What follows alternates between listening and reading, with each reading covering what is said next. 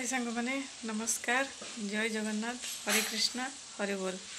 आज आम घरे रोषे हूँ कदली चिल्ली आज करी आपण मानक देखा रेसिपी कदली चिल्ली। मु कदली चिल्ली छाणी सारे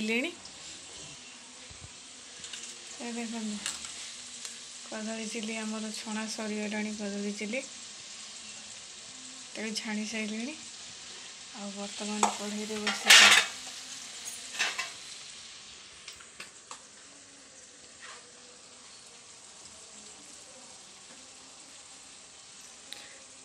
कढ़ई बर्तमान तेल पकई प्याज कैप्सिकम कंचा लंका आ टमाटो सब पड़ हूँ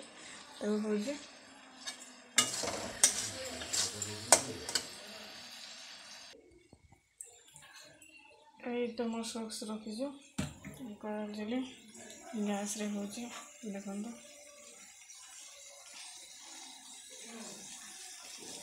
कदली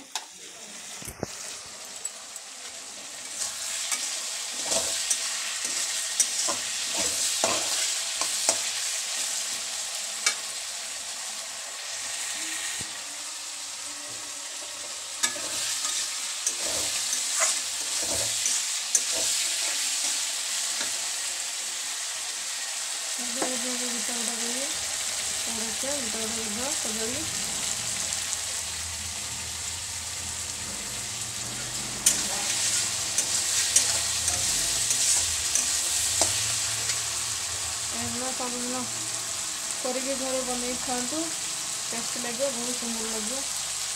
एपटे आम भात बस भात ये